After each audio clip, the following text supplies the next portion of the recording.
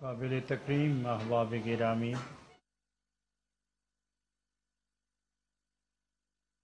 کچھ عرصہ سے ہمارا یہ معمول بن چکا ہے کہ بحمداللہ ہر روز تصوف کے عنوان پر تصوف کی راہ میں چلنے والے مسافروں کی رہنمائی کے لیے جو اصول، جو رابطے، جو ضابطے ضروری قرار دیے گئے ہیں، دنیا میں رہتے ہوئے دین کمانے کا ذوق، دنیا میں رہتے ہوئے روحانی چوروں سے بچنے اور محفوظ رہنے کا جو سلیقہ، جو طریقہ اور جو آداب ترتیب دیے گئے ہیں،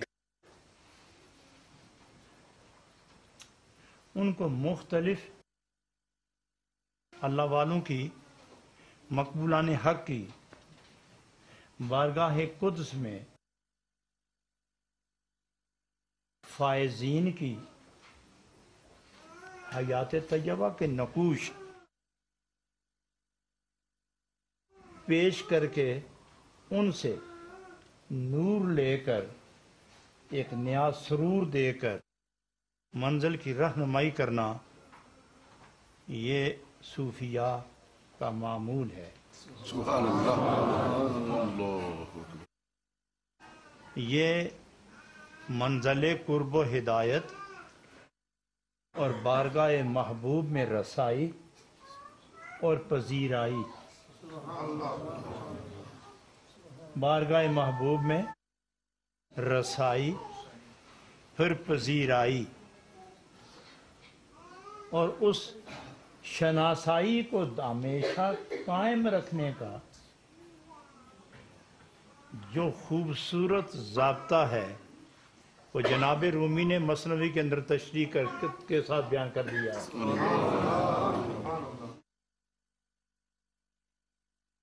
تو یہ مثنوی شریف یہ روحانیت والوں کی غذا ہے،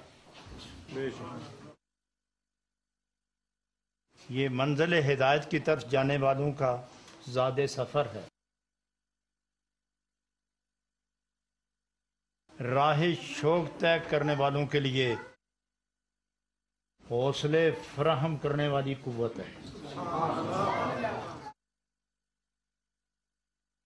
جو انسان کو، طالبین کو اور اس منزل ہدایت پر قائم رہنے کی آرزو رکھنے والے خوش نصیبوں کو یہ بڑی قوت، بڑا حوصلہ، بڑا تدبر، بڑی بینائی اور ذوق آشنائی فراہم کرتی ہے۔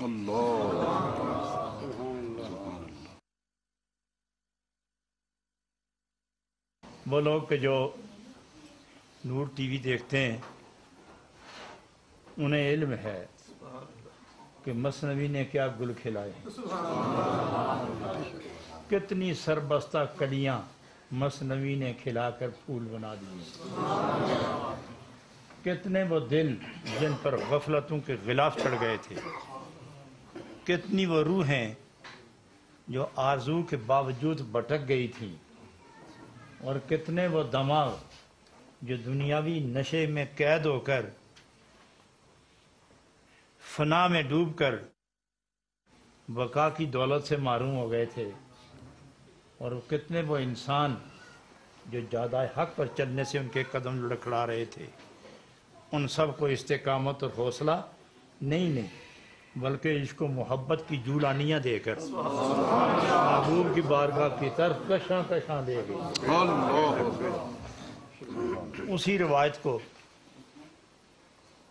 جناب رومی کی درایت کی شکل میں، صوفیانہ ہدایت کی شکل میں جوانوں کو، بزرگوں کو، پڑھے لکھے لوگوں کو، کم تعلیم یافتہ کو، مردوں اور عورتوں کو، جن کے دل سلامت ہیں، جن کے اندر آرزو ہے مگر رہنمائی میسر نہیں، جن کے اندر برائی اور نیکی دونوں کے درمیان کشمکش لگی رہتی ہے اور وہ کسی ٹھکانے نہیں لگتے، کبھی ایک طرف ہوتے ہیں کبھی دوسری طرف، کبھی نیکیاں کرتے ہیں کبھی گناہ، کبھی سستی کرتے ہیں کبھی غفلت، کبھی معصیت کرتے ہیں کبھی محبت۔ اس دلدل میں پھنسے ہوئے انسان کو پکڑ کر عشق کی زنجیر دل و روح میں ڈال کر کھینچ کے در مصطفیٰ کی طرف لے جانے کا اہتمام مثنوی نے کیا۔ آج اسی اپنے طریقے، سلیقے، دستور اور اس دستور میں محبتوں کے مستور جلووں کو عیاں کرنے کا جو ہم نے سلسلہ رکھا ہے، آج اس کو اسی نیز پہ پھر پیش خدمت کرتے ہیں۔ اور یہاں زندگی کا ایک نقشہ کھینچا ہے جناب رومی رحمۃ اللہ علیہ نے کہ جتنے بھی انسان ہیں خیال سے کوئی خالی نہیں، کوئی انسان ایسا نہیں جو خیال سے خالی ہو، ہر آدمی اسیر خیال ہے، چلتے ہوئے بھی بیٹھے ہوئے بھی، جب تک کہ وہ اپنے حال سے بے حال نہیں ہوتا، یعنی جب تک اس پر غفلت طاری نہیں ہوتی اور وہ سو نہیں جاتا، خیال سے آزاد نہیں ہوتا، بلکہ بعض کہتے ہیں کہ وہ سو کر بھی فارغ نہیں ہوتا، وہ ان خیالات کے تحت خواب میں مشغول ہو جاتا لیکن فارغ نہیں ہوتا۔ اور یہ دو چیزیں انسان کے قبضے میں نہیں ہیں، ایک سانس کا چلنا، سانس کا اندر باہر آنا جانا، اور دوسرا خیال کا قائم رہنا۔ یہ دو چیزیں ایسی ہیں کہ اگر آپ چاہیں کہ جو سانس اندر گیا وہ باہر نہ آئے، اور جو باہر گیا میں اس کو باہر روک لوں، میری مرضی کے مطابق آئے جائے، تو شاید آپ کی مرضی پوری نہ ہو۔ اللہ۔ اور اگر کوئی یہ شخص سوچے کہ میں زندہ ہوتے ہوئے، باہوش ہوتے ہوئے مجھے کوئی بھی خیال نہ آئے، اگر پتھر ہے تو شاید اس کی اور کیفیت ہے، لیکن اگر انسان ہے تو خیال آئے گا۔ اب انسان دو قسم کے، یا وہ جسم کا پجاری ہوگا کہ جسم ہی کی صلاحیت میں لگا رہے گا، یا وہ روح کی بالیدگی، روح کی روشنی اور روحانی گرمی حاصل کرنے کے خیال میں الجھا ہوگا۔ اور تیسری جماعت وہ ہے جو کبھی بدن کی طرف ہوتی ہے کبھی روح کی طرف، اس کا خیال ہوتا ہے کہ میں قرب خدا بھی حاصل کروں، قرب نبوت بھی مل جائے، اور جسم بھی آسانی سے وہ اپنا وقت گزارے۔ ایک یہ لوگ ہیں وہ کبھی سجدے میں ہوتے ہیں، کبھی بغاوت میں ہوتے ہیں، کبھی اطاعت میں ہوتے ہیں۔ اور ایک آدمی اور ہے، ایک جنس اور ہے کہ ان کے متعلق رب نے خود ہی تعارف کرا دیا ہے، ہمیں پہچاننے کی ضرورت نہیں ہے۔ اللہ نے فرمایا کہ وہ لوگ جن پر ان کے روح کا غلبہ ہے، یعنی جن پر نیکی غالب ہو گئی، جنہیں منزل مل گئی، جنہیں محبوب مل گیا، اور جو زندگی میں کامیاب ہو گئے، ان کی پہچان کیا ہے؟ یبیتون لربہم سجدا وقیاما، سبحان اللہ۔ یبیتون لربہم سجدا وقیاما۔ آپ ان کی راتیں دیکھیں گے تو میرے ساتھ ہوں، ان کے دن دیکھو گے، ان کی راتیں دیکھو، ان کی صبحیں دیکھو، ان کی شامیں دیکھو، ان کا فجر دیکھو، ان کا عصر دیکھو، ان کی مجلس دیکھو، ان کی تنہائی دیکھو، ایک ہی دھن ہے، ایک ہی خیال ہے، ایک ہی قدم ہے، ایک ہی دم میں وہ اپنے محبوب کی بارگاہ میں ہوتے ہیں، ایک ہی دم میں وہ اپنے محبوب کی بارگاہ میں ہوتے ہیں۔ ان کے پاس بڑی قوت جو ہے، بڑی دولت ہے، یا رکوع ہے یا سجدے ہیں، یا آہ ہے یا زاری ہے، یا انکساری ہے، یا انوار کی برسات۔ یہ گروہ ہیں مسلمانوں کے اندر۔ تو جناب رومی رحمۃ اللہ علیہ یہاں اگر آپ تفصیل فرماتے ہوئے عوام کی سطح پر آ کے ارشاد فرماتے ہیں، چون یارت صورت آید در خیال،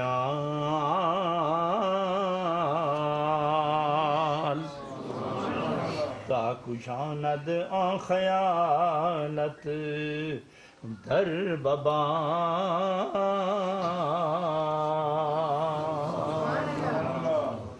از خیالات تمہیں آید بلا، چون خیالت فاسد آمد جا بجا،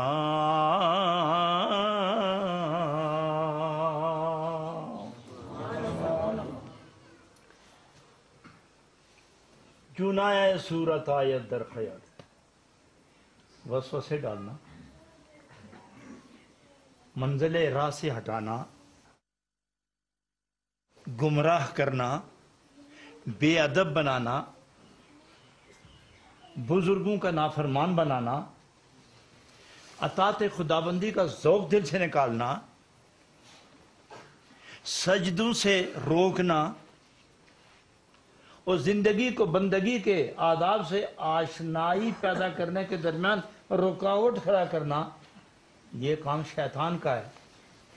مگر شیطان نظر تو نہیں آتا، نہ اس کی آواز سنی جاتی ہے، نہ صورت نظر آتی ہے، نہ بازو سے پکڑتا ہے، نہ کمر میں ہاتھ ڈال کے کھینچتا ہے، نہ کبھی آپ کا گریبان پکڑا، نہ بال کھینچے اور نہ بال نوچے اور نہ ہاتھ پکڑے اور نہ وہ آپ سے ہم کلام ہو، اور چلتے ہو تو بولتا نہیں، بیٹھے ہو تو اٹھاتا نہیں۔ لیکن وجہ کیا ہے کہ ہر ایسی بات جو غلیظ ہو وہ منسوب ہے شیطان کی طرف، تو وہ جب نظر ہی نہیں آتا تو شیطان کو گالیاں کیوں دیتے ہو؟ تو فرمایا جناب رومی نے، یہ جو برے خیال آتے ہیں یہ وہی تو ہے جو تمہارے اندر برے خیالات پیدا کرتا ہے،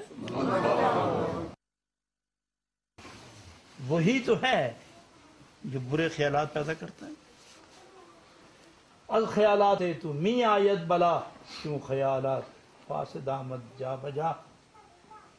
اور پھر حدیث پاک میں آتا ہے کہ شیطان سر سے پاؤں تک، جسم سے روح تک، انسان کی رگوں کے اندر جس طرح خون دوڑتا ہے اس سے بھی تیز شیطان انسان کے وجود کے اندر گشت لگاتا ہے۔ اس کے وسوسے، اس کے خیالات فاسدہ، اور اس کی کوشش یہی ہوتی ہے کہ سب سے پہلے وہ دل پر قبضہ کرتا ہے اور خدا کی محبت نکالتا ہے، برے خیالات ڈالتا ہے، بری سوچ ڈالتا ہے۔ تو سب سے پہلے خیال کون سا ڈالتا ہے؟ تکبر کا، اس کے بعد حسد کا، اس کے بعد بغض کا، اس کے بعد دنیا کا۔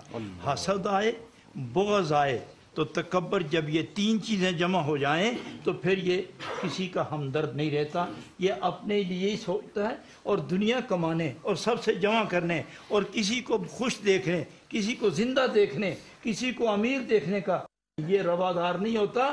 کسی کو بھی بلند مقام پر دیکھ کر یہ کبھی خوش نہیں ہوتا۔ یہ وسوسہ اس کا اپنا نہیں، یہ شیطان کا وسوسہ ہے۔ اور جب وہ تکبر پیدا کرتا ہے تو تکبر چونکہ اپنی طرف ہوتا ہے، اس لیے بندہ جھکنا پسند نہیں کرتا، اور جو جھکنا پسند نہ کرے اس کے دل پر گناہ کے اثرات غالب ہوتے ہیں۔ آہستہ آہستہ وہ بندہ انہی خیالات کا ہو کر مجسم شیطان بن جاتا ہے۔ اور یہاں وہ کیا فرماتے ہیں جناب رومی؟ قوت ایمان دری زنداں کا مست، وانچے ہستا کستے سگ درخمست سبحان اللہ قوت ایمان دری زندان کا مست وانچے ہست از قصد ای سگ درخمست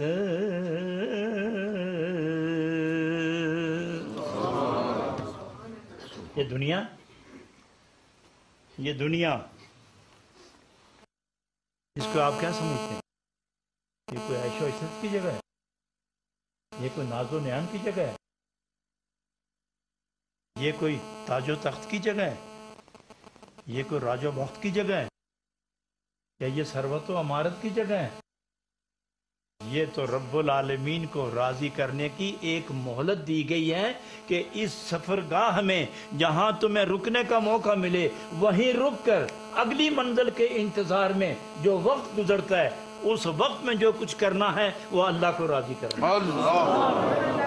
فرمایا قوت ایمانی دری زندہ کمست، ایمان والو وہ لوگ جن کا آخرت میں حصہ نہیں یہ دنیا ان کی ہے، اور جن کی آخرت میں حصہ ہے یہ دنیا ان کی نہیں، ان کی مثال اس آدمی کی ہے جو قید خانے میں ہو۔ میں آپ سے پوچھتا ہوں جو قید خانے میں ہو اسے کس طرح کے کھانے کھلائے جاتے ہیں؟ جو قید خانے میں ہو اس کا بیڈ روم کیسا ہوتا ہے؟ جو قید خانے میں ہو اس کا کھانا کیسا ہوتا ہے؟ جو قید خانے میں ہو اسے پھرنے کی سیر کرنے کی کتنی گنجائش ملتی ہے؟ جو قید خانے میں ہو وہ کتنے محدود زندگی گزارتا ہے؟ تو فرمایا صوفیو یہ زندگی تمہاری جتنی ہی ہے، اور قید خانے کے اندر جو قیدی ہوتا ہے وہ صبح بھی سوچتا ہے، شام بھی سوچتا ہے، بیٹھے بھی سوچتا ہے، لیٹے بھی سوچتا ہے میں کیا تدبیر کروں کہ قید خانے سے نکلوں، میں کیا تدبیر کروں کہ قید خانے سے نکلوں۔ وہ قید خانے سے نکلنے کی سوچتا ہے، اور جو آزاد لوگ ہوتے ہیں وہ قید خانہ پسند نہیں کرتے، اور جو قید خانے میں ہیں وہ آزادی چاہتے ہیں۔ تو یہ دنیا جب قید خانہ ہے تو قید خانے میں کیا ملتا ہے؟ تو اے دنیا میں رہنے والوں، صوفیاء کرام اور ایمان والوں، جہاں اس قید خانے میں ایمان کی قوتیں کم ملتی ہیں، نفس کی قوتیں زیادہ ملتی ہیں، تمہیں اس قید خانے میں ایمان کی قوت زیادہ سے زیادہ کماؤ، تاکہ جب ایمانی قوت غالب ہو جائے اور نفسانی قوت کم ہو جائے تو پھر یہ قید خانے کی دیواریں ٹوٹیں گی، کھلی فضاؤں میں آؤ گے، اور جب قید خانے سے نکلو گے تو عرش و فرش دونوں تمہارے سامنے آ جائیں گے، پھر تمہاری کوئی حد نہیں رہے گی۔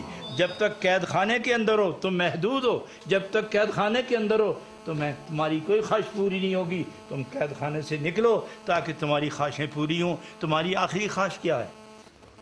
اے ایمان والوں، اے عاشقوں، اے صوفیوں، اے خدا رسیدہ انسانوں، تمہاری خواہش کیا ہے؟ یہی نا کہ ہم سے ہمارا رب خوش ہو جائے۔ تو جس کا دل دنیا میں لگ گیا وہ خدا کو کب اس نے پایا، اور جس کا دل دنیا سے کنارے ہو گیا وہ خدا سے کب دور رہ سکتا ہے؟ تو اس لیے وہ فرماتے ہیں قوت ایمانداری زندہ کا مست، جب تک دنیا کے رہو گے ایمان کی قوت بہت کمزور ہوگی، اور جب دل سے دنیا نکال دو گے تو پھر ایمان کی قوت غالب ہوگی۔ اور ایمان کی قوت کون سی ہے؟ تعلق باللہ۔ ایمان کی قوت کون سی ہے؟ قرب رسول اللہ صلی اللہ علیہ وسلم۔ یہ جب ایمان کبھی ہو جائے تو نبی پاک کا قرب ملتا ہے، اور جب نبی پاک کا قرب مل جائے تو قرب رسول کے وسیلے سے قرب خدا ملتا ہے۔ سبحان اللہ۔ تو فرمایا بانچے ہست کستے این سر درخم۔ باقی یہ شیطان جتنا ہے، شیطان کا ہیر پھیر ہے، وہ اس میں بندے کو الجھائے رکھتا ہے۔ اور حضرت سعدی رحمۃ اللہ علیہ، حضرت صاحب نے کہا ہے کہ دنیا والوں سب سے بڑی اگر کوئی آزمائش ہے تو حب دنیا ہے، اور سرور عالم صلی اللہ علیہ وسلم نے فرمایا مجھے اس سے کوئی فکر نہیں کہ میری امت گمراہ ہو جائے گی، مجھے کوئی خطرہ نہیں، صرف میری امت کو اگر کوئی چیز برباد کرے گی تو وہ طول عمل برباد کرے۔ صحابہ کرام رضوان اللہ علیہ مجمعین نے پوچھا یا رسول اللہ ہم قربان جائیں آپ کی ذات اقدس پر، طول عمل کیا ہے؟ فرمایا صبح و شام، رات دن، مجلس ہو یا تنہائی، گھر ہو یا باہر یا سفر، ہر وقت اس کے دل میں یہ آرزو لگی رہے گی کہ اس دنیا میں سب سے زیادہ امیر مجھے ہونا چاہیے۔ وہ دنیا کی لالچ میں اتنا آگے چلا جائے گا کہ خوف خدا نکل جائے گا، شرم نبی نکل جائے گی، ہدایت کا نور ماند پڑ جائے گا، اس کا کھانا پینا، اس کا چلنا پھرنا، اس کا سونا جاگنا، اس کا اوڑھنا بچھونا یہ دنیا ہو جائے گی۔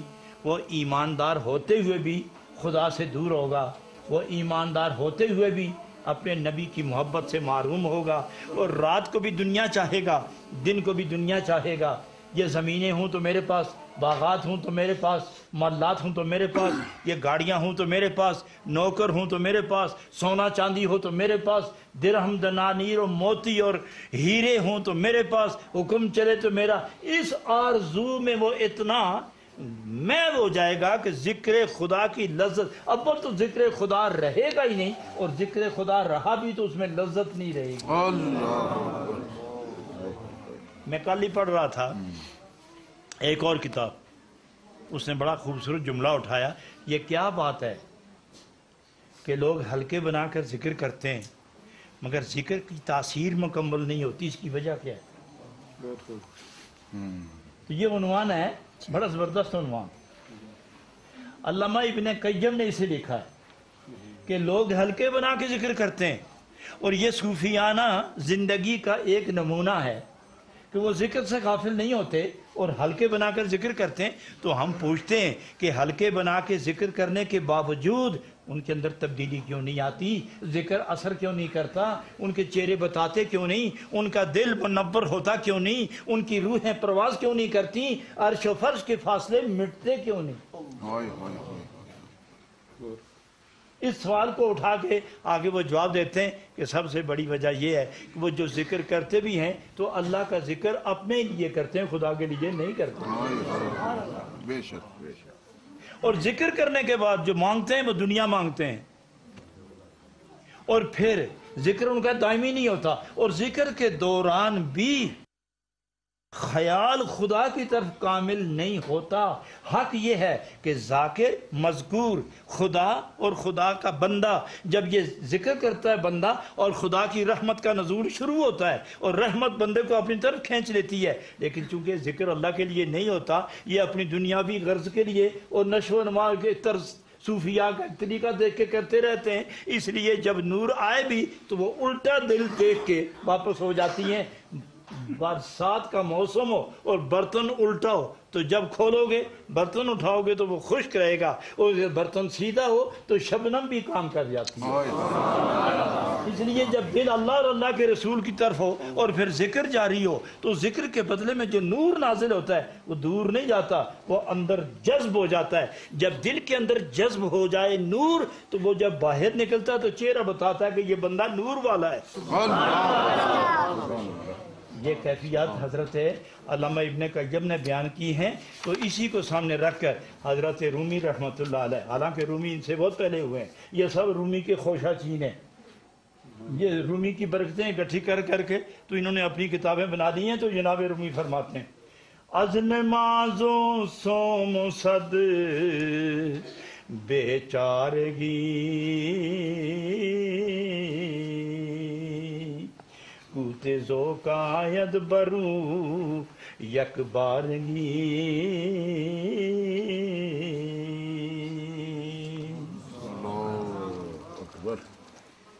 از نماز و سوم و صد بے چارگی، عاجزی، نماز، روزہ، یہاں تین چیزیں بیان کی ہیں، بے چارگی، روزہ، نماز۔ یہ تین چیزیں دل کو ٹھیک کر دیتی ہیں اور انوار کو اپنے اندر جذب کر لیتی ہیں۔ روزہ کس کو کہتے ہیں آپ، اور نماز کس کو کہتے ہیں؟ یہ جو آپ فرماتے ہیں 4 رکعت نماز پیشی اللہ واسطے منہ طرف کعبے کے پیچھے حضرت صاحب کے مولوی صاحب کے صوفی صاحب کے اللہ اکبر، یہ ٹھیک ہے، یہ نماز کی صورت ہے، یہ نماز کی صورت ہے۔ اصل نماز ہے کہ جس کی نماز پڑھتے ہو اس کے خیال و محبت میں اتنے ڈوب جاؤ کہ جب سجدے میں جاؤ تو یہ کہتے ہو سبحان ربی، یہی کہتے ہو نا، سبحان ربی، تو ترجمہ کیا ہے؟ میرا رب۔ اور جب کہتی ہو میرا رب تو بتاؤ آپ ہوتے کہاں ہیں؟ کس کو مخاطب کر رہے ہو؟ جس سے آدمی ہم کلام ہو وہ خیال میں بھی نہ ہو، نظر میں بھی نہ ہو، فکر میں بھی نہ ہو، خالی ذکر میں ہو، تو کب وہ توجہ کرتا ہے؟ میں چھوٹی سی مثال دوں، آپ کو گورنر بلائے، وزیر اعظم بلائے اور آپ دفتر میں جائیں اور اس کی طرف پشت کر کے کھڑے ہو جائیں تو منہ دروازے کی طرف کریں، پشت وزیر اعظم کی طرف کریں اور اس سے ہم کلام ہو جائیں، سنائیں جی طبیعت کیسی ہے، کیسے رات گزاری، حکومت کیسی ہے تمہاری، تو وہ یہ سمجھے کہ کوئی دیوانہ ہے، دیکھتا دروازے کی طرف اور باتیں میرے ساتھ کرتا ہے، تو وہ 2 باتیں کرے گا، یا تو جواب ہی نہیں دے گا یا اس کو اندر سے باہر نکال دے گا۔ اور جب آپ سجدے میں جاتے ہیں سبحان ربی الاعلیٰ تو آپ ہوتے کہاں ہیں؟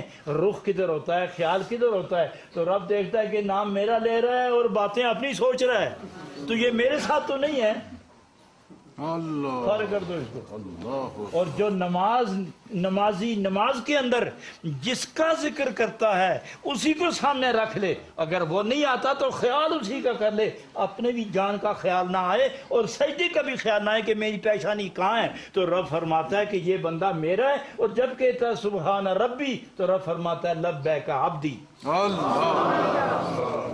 جب بندہ کہتا ہے سبحان ربی تو رب فرماتا ہے لبیک عبدی، تم میرے بندے ہو، میرے بندگی کرنے آئے ہو نا، میں تمہارا ہوں تم میرے ہو۔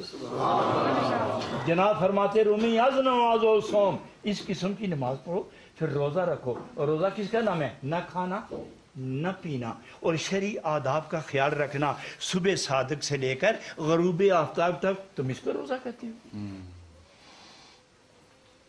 ایک حیوان کو باندھ رکھو، کھولو نہیں، فجر صادق سے لے کر شام تک پانی بھی نہیں، گھاس بھی نہیں، پتے بھی نہیں، کچھ بھی نہیں، کیا کیا کہو گے؟ اس نے کچھ بھی نہیں کھایا۔ اور جب مغرب کی اذان ہو تو پھر پانی دیں، پھر چارہ دیں اس کو، تو کیا اس کا سارا دن روزے والا نہیں گزرا؟ روزے والا نہیں گزرا؟ تو جناب رومی فرماتے ہیں کہ تمہاری نماز اور تمہارے روزے، اگر اس روزے میں خدا تمہیں نہیں ملا تو تیرا روزہ بھی اس جانور کی طرح ہے جس کو مجبوراً باندھ رکھا اور کچھ نہ دیا جائے، تیرے نفس کو تو باندھ دیا گیا 1 مہینے کے لیے، یہ روزہ نہیں ہے۔ اور روزہ وہ ہے کہ آنکھ، زبان، دل، جسم، جان، تن، من خدا کا ہو جائے اور گناہ نہ کرے اور بچ جائے گناہ سے، یہ روزہ ہوتا ہے۔ اللہ اور بے چارہ کس کو کہتے ہیں؟ مجبور کو نہیں کہتے، بے چارگی کہتے ہیں نا، بے چارہ، جس کا کوئی گزارا نہ ہو، جس کا کوئی سہارا نہ ہو، جس کا کوئی تکیہ نہ ہو، جس کا کوئی سنبھالنے والا نہ ہو، اسے بے چارہ کہتے ہیں۔ لیکن یہ تو دنیا میں کمزوری دکھائی جا رہی ہے، لیکن صوفیاء کی زبان میں بے چارہ اس کو کہتے ہیں جو سارے اختیار ختم کر کے خدا کا ہو جائے، یہ صوفیاء کی زبان ہے۔ ہم تو کسی کہ جی کیا کریں جی، وہ تو کچھ نہیں کر سکتا، بے چارہ۔ بے چارہ ہونا کوئی آسان بات ہے؟ تم مریض کو بے چارہ کہتے ہو، وہ تو مریض ہے۔ تم دنیا کے محتاج کو بے چارہ کہتے ہو؟ نہیں نہیں، صوفیاء فرماتے ہیں بے چارہ وہ ہوتا ہے ہوتے ہوئے کچھ نہ کرے، یہ آنکھ اس کی ہے، اس کے جلووں کے بغیر نہ دیکھے، یہ قدم اللہ کے دیے ہوئے ہیں، تمہارے ہیں، ان سے گناہ نہ کر، قدم روک لو اور اپنے اختیار ختم کر دو، اپنی آرزو ختم کر دو، اپنا مزاج ختم کر دو، اپنے مزاج پر نبی کے مزاج کا راج قائم کر دو، اپنے مزاج پر نبی اکرم کے مزاج کا راج قائم کر دو، پھر تم بے اختیار ہو گئے، پھر اختیار محبوب کا ہوگا، پھر اختیار معبود کا ہوگا، پھر اختیار اللہ کے رسول کا ہوگا، پھر اختیار اللہ رب العالمین کا ہوگا، تم بے چارے ہو گئے، اب تمہارا چارہ نہیں ہے، چارہ اس کا ہوگا۔ اب تمہارے بات نہیں ہے، بات ان کی ہے۔ تو جو بے چارگی میں چلا گیا اللہ کا بندہ بن گیا، تو جناب رومی رحمت اللہ علیہ فرماتے ہیں از نماز و صوم و صد بے چارگی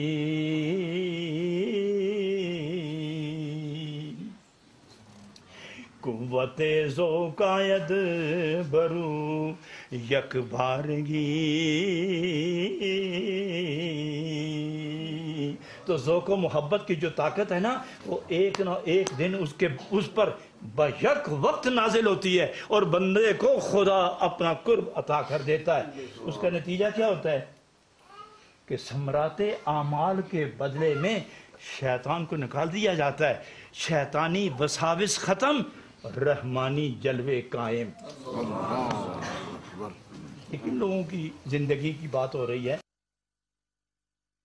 آپ کہاں آئے ہیں، کیوں آئے ہیں؟ ہر ایک کے نام دعوت گئی، دل سے پوچھو، ہاں نہ کرنے کی ضرورت نہیں، میں سوال جواب ملاتے جا رہا ہوں۔ کیوں آئے ہیں آپ؟ ہر ایک کے گھر دعوت گئی کہ ضرور آؤ، اور ہر ایک کو مجبور کیا گیا ضرور آؤ۔ کیا یہ شرعی قانون ہے کہ تم آؤ؟ کیا یہ نبی کا فرمان ہے کہ وہاں ضرور جاؤ؟ کیا یہ خدا کا لکھا ہوا قانون ہے کہ وہاں جاؤ؟ مرضی اللہ اور اللہ کے رسول کی اور ہے، مگر قانون بنانا یہ اور ہے۔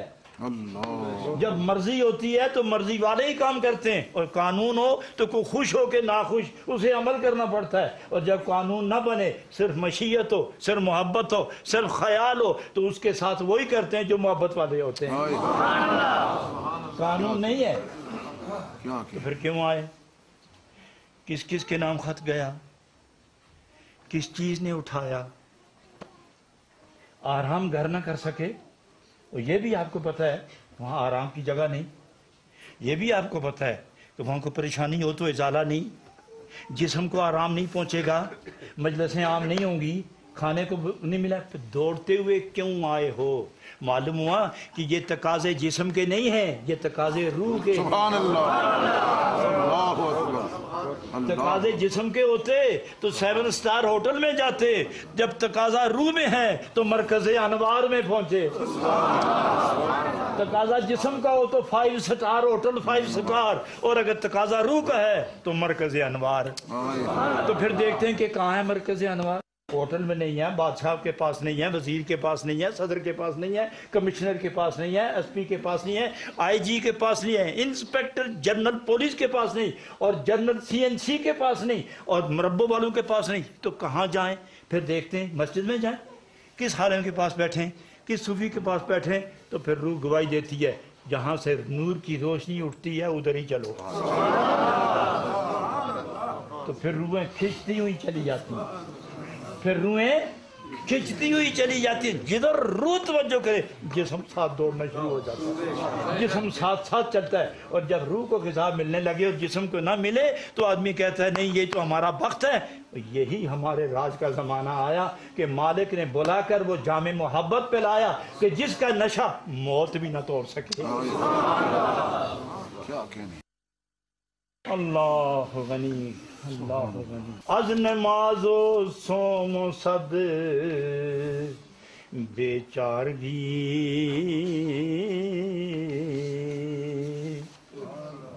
تو خدا جس سے محبت کرے، اور دوسرے لفظوں میں جس سے جو خدا کے ساتھ محبت کرے۔ ہر آدمی دعویٰ نہیں کرتا مجھے اپنے اللہ پیارا ہے، مجھے اپنا رب پیارا ہے، مجھے رسول اعظم پیارے ہیں، جان سے پیارے ہیں، میرا خدا میرا محبوب ہے، مجھے اپنی جان سے پیارا ہے۔ تو بتاؤ نمازیں کتنی پڑھتے ہو؟ کیونکہ جس نے خدا سے پیار پایا، جس نے خدا کا پیار پایا، جس نے اللہ کے قرب کے مزے پائے، کیا اس نے سجدے چھوٹے؟ کیا رکوع ٹوٹے؟ کیا قیام ختم ہوا؟ کیا تلاوت گئی؟ کیا عبادت گئی؟ وہ تلاوت ذکر سجدوں کی مستی میں اور روزے اور طہارت کے پاکیزہ کیفیات کے زمانے میں وہ اتنا بلند ہو جاتا ہے کہ فرشتے بھی ہاتھ باندھ کر اس کے ساتھ چلتے ہیں۔ سبحان اللہ۔ معزز حاضرین، خدا والوں کی نشانی کیا ہے؟ مت سوچو جہاں جھنڈے بہت لگے ہوتے ہیں وہی خدا والے ہیں۔ ہر وہ بندہ جس کے دل میں یاد خدا قائم رہے اور یاد نبی بالفت و تعظیم قائم رہے، ہر وہ شخص جس کے دل کے اندر ذکر رب سلامت و قائم ہو اور نبی کا ذکر اور محبت بآداب نبوت قائم رہے، وہ خدا کا پیارا، وہ نبی کا مقبول۔ اور اس کی پہچان کیا ہے؟ اس کے چہرے میں محبت کا نور نظر آئے گا، وقت آیا تو سر سجدے میں جائے گا، اور گناہ کا وقت آیا تو منہ پھیر کر خدا کے جلوے لوٹنے شروع ہو جائے گا، کبھی استغفار پڑھے گا، کبھی مرکز ذکر و اذکار میں ہوگا، کبھی نبی کریم کی نبوت کے فیضان کے جلووں کی برسات کو روح کے اندر اتارتا چلا جائے گا۔ یہی تو خدا والوں کی نشانی ہے۔ یہ جبے دستار کبے اور بڑے بڑے جھنڈے سوٹی تسبیح مسلح کوزہ، کہ یہ نشانی ہے؟ نہیں، اللہ تو فرماتا ہے میں تمہارے اعمال نہیں دیکھتا، نہ تمہاری تسبیح دیکھوں، نہ تمہاری ٹوپی دستار دیکھوں، نہ تمہارا جبہ و رفتار دیکھوں، میں تو تمہارا دل دیکھتا ہوں کہ دل کس طرف ہے۔ سبحان اللہ،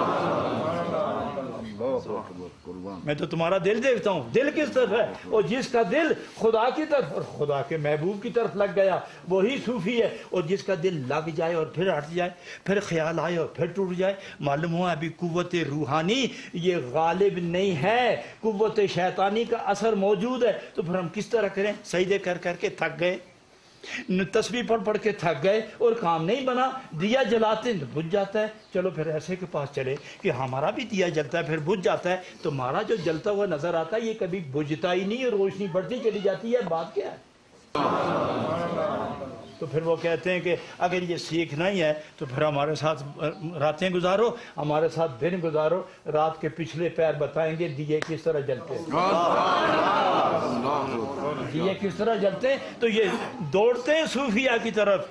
حضرات میں ایک بات ضرور کہوں گا، وہاں جا کر ہر وقت دنیا ہی لے کے نہ جاؤ، خدا اور اس کے محبوب کے جلوے لوٹنے کی تمنا لے کر جاؤ، اور جب خدا اور خدا کا محبوب مل جائے گا آپ ہی بتائیں مجھے وہ پھر کیا نہیں ملے گا، کیا نہیں ملے گا۔ اور جانتے ہو صوفیہ کی زندگی پہلی کتنی مشکل ہوتی ہے دنیاوی لحاظ سے، مگر وہ کتنے مطمئن ہوتے ہیں، پراگندہ بظاہر اور مطمئن بخاطر۔ کیوں؟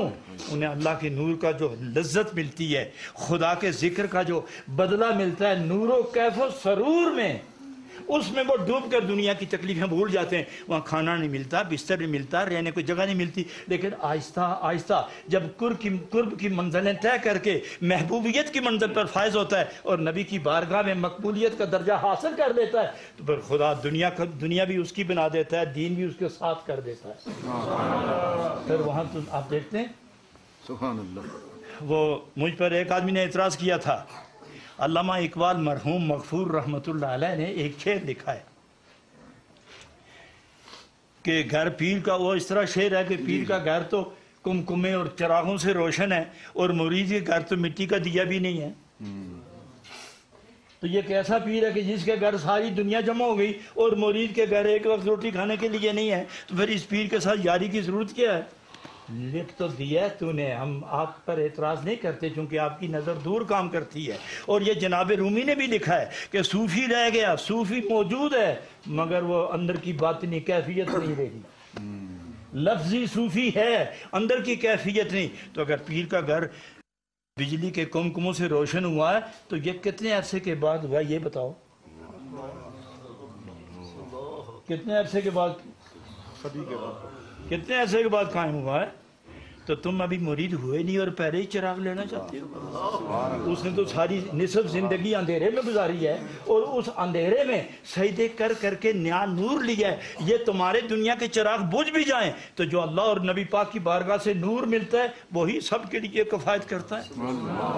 تو اس لیے پیر کی موجودہ زندگی پر اعتراض نہ کرو، ابتدائی زندگی دیکھو کہ کیسا گزار کیا ہے۔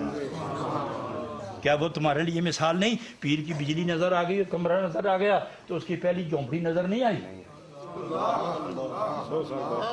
اور وہ بھی 60 اور 100 سال کے بعد آ کے کمرہ ملا، پہلے تو جھونپڑی تھی۔ آپ بھی یہی ذوق رکھو، یہی حوصلہ رکھو، یہی مزاج رکھو، اور دنیا کو چھوڑ کر، دنیا چھوڑنے کا یہ مطلب نہیں کہ تیبند پہن کے مست الست ہو کے तस्वीर गले में डाल के जंगल में बैठ जाओ। दुनिया छोड़ने के मतलब ये है कि जितनी मिलती है उस पर राजी रहो। जितनी मिलती है उस पर राजी रहो, और जो नहीं मिलती उसके लिए गम क्यों करते हो? खुदा फरमाता है कि तुम्हारा रिज्क मेरे पास है, मेरे हो जाओ, मैं तो दे ही रहा हूं ना। मैं कल एक वाकया पढ़ रहा था, कल उसी किताब में एक बहुत ऊंचा दरख्त था। उस दरख्त की आखिरी टहनी पर एक सांप था। वो बूढ़ा भी हो गया और उसकी नजर भी चली गई, उसकी जिंदगी भी थी, और खुदा उसको भूखा मारना नहीं चाहता था। तो फिर एक चिड़िया फिरती फिराती उस दरख्त की तरफ गई। उसने देखा कि ये टहनी तो नहीं है, ये कोई अजीब शायद। जब करीब देखा तो उसने कहा कि है तो कोई मखलूक ही है, मगर है जिंदा और माजूर और मजबूर है। वो गई कहीं से गोश्त लाई और उसके सामने फड़फड़ाई। उसने मुंह खोला, उसने गोश्त डाल दिया। अब उस चिड़िया का ये काम बन गया कि कहीं से शिकार करती और जब आके फड़फड़ाती, उस सांप को भी पता चल गया कि मेरे रब ने मेरे रिज़्क़ का बंदोबस्त कर दिया। अगर एक सांप को चिड़िया रिज़्क़ देती है और रब मुकर्रर करता है, तो क्या उस सांप और उस चिड़िया से आप कमतर हैं? आप कमजोर हैं क्या? आपकी इज्जत सबसे ज्यादा नहीं? तो फिर दुनिया के लिए मरे जाने का मकसद क्या है? खुदा के होते चले जाओ, खुदा देता जाएगा। सुभान अल्लाह। तो इसलिए जनाब रूमी रहमतुल्लाह अलैह बड़े प्यारी बात फरमाते हैं, अज नमाजो सोमो सद बेचारगी वतूते जो कायद बरू यकबारगी। आहिस्ता आहिस्ता मंजिल तय करो। अगर आप ये चाहें कि मगरिब की नमाज के बाद मैं 2 सजदे करूं और सूरज निकल आए, ऐसा नहीं होगा। रात जागोगे, फिर कहीं सूरज की पहली किरण का नज़ारा लूटोगे। रात जागने से पहले किस तरह सूरज की पहली किरण हासिल करोगे? जागो जागो जागो। जब नफ्स और गफलत, शरारत और बगावत और गुस्ताखी और बेअदबी की रात खत्म हो जाएगी, रूहानियत का जब सूरज निकलेगा, तो उस रोशनी में आप अपने महबूब का नजारा करना। मुअज़्ज़ज़ हाज़रीन, बातें बहुत हो गई हैं। मुझे बिज़ाते खुद अपने शेख की सीरत और सूरत और फैज़ान और करम से, और मेरे भाइयों को, इस पूरे ख़ानदान को शेख मुअज़्ज़म के फैज़ान का वाफर हिस्सा मिला है। जितना मुझे मिला उससे ज़्यादा मेरे बरादरान गिरामी वकार जो तरीक़त और शरीयत के जामे हैं उनको मैसर आया है। मैं सब बातें इसलिए ज़्यादा करता हूँ कि इन्होंने सब ने पकड़ के मुझे आगे कर दिया, और ये भी जानते हैं कि आप इस वक्त इस महफिल की सदारत मोहतरम पीर फजल रब्बानी ज़ाहिद साहब फरमा रहे हैं, और ये इस ख़ानदान के सबसे कीमती और बड़े इंसान हैं। और क़िबला आलम हज़रत साहब रहमतुल्लाह अलैह के ज़ाहिरी नहीं, उनके सीने के वारिस। अल्लाह ताला आप सबको सलामत रखे। और सच्ची बात एक और ना कह दूं कि आप भी उन्हीं के हैं ना, तो आपको भी हक़ शुफा हासिल है। जानते हो हक़ शुफा किसको मिलता है? जो हकदार हो दौलत का। मैं अगर सारी ज़मीन का मालिक हो जाऊं तो मेरे भाई शुफा कर देंगे कि हमारा हक बनता है, इसमें हमें हक दिलाया जाए। इस्तक़रार हक का दावा करना जायज़ है। और रिश्तेदारों को, भाइयों को, आप भी इस सिलसिले में क़िबला आलम की रूहानी औलाद हैं, इस्तक़रार हक का दावा आपको भी हासिल है। हम साथी हैं, साथी रहेंगे। अल्हम्दुलिल्लाह रब्बिल आलमीन। इससे पहले थोड़ा जिक्र कर लें, अल्लाह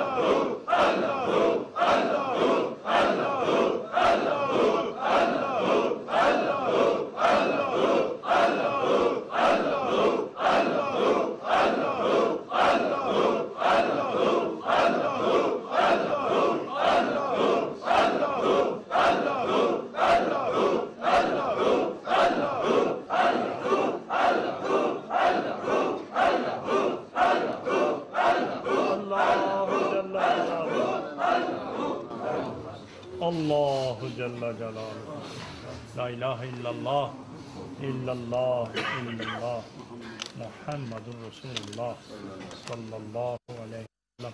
دعا حضرات یہ نہ سمجھیں کہ یہ ہم یہاں بیٹھے ہوئے دعا کر رہے ہیں، اس وقت 170 ملکوں میں نور ٹی وی دیکھنے والوں کے لیے دعا ہو رہی ہے۔ یہ وہ اور آپ مل کر خدا کے سامنے ہاتھ اٹھائیں اور نبی پاک کا سامنے رکھیں تاکہ رب العالمین کے جلووں کی برسات شروع ہو جائے۔ آمین الحمدللہ رب العالمین والصلاة والسلام علی رسولہ محمد وآلہ وصحبہ اجمعین۔ الہ العالمین دور و نزدیک والے جس ملک میں بھی ہیں، جہاں جہاں ہیں، میری بہنیں، بچیاں، مرد، بزرگ، دوست، ساتھی، احباب، موردین، خلفاء اور پابندی احکام شریعت اور عام خاص جتنے ہیں، اللہ سب پر یک بارگی نور کی برسات فرما۔ اللہ کریم جہاں جہاں کوئی ہے، تیری رحمت سب کے لیے کافی ہے۔ تیری ایک رحمت کا قطرہ دو عالم کو اپنے اندر چھپا سکتا ہے۔ ایسا رحمت کا قطرہ اتار دے تاکہ سب کے دل روشن بھی ہو جائیں اور دنیا اور دین کے تقاضے پورے بھی ہو جائیں۔ غریبی، تنگ دستی، محتاجی، قرض، مرض، اختلاف، رنج و غم، شیطانی اثرات و وسوسے اللہ یک بارگی دور فرما دے اور نبی پاک کی یاد و محبت کی گرمی سے شیطان کے اثرات کو یکسر ختم فرما دے۔ اللہ نبی پاک کی محبت سدا نصیب فرما، نبی پاک کا عشق دائمی نصیب فرما۔ اللہ قبر میں بھی ہم جائیں تو کفن ملے نہ ملے، تیرے محبوب کے عشق کے کفن میں ہمیں قبر عطا فرما۔ ان اللہ بصیر بالعباد برحمتک یا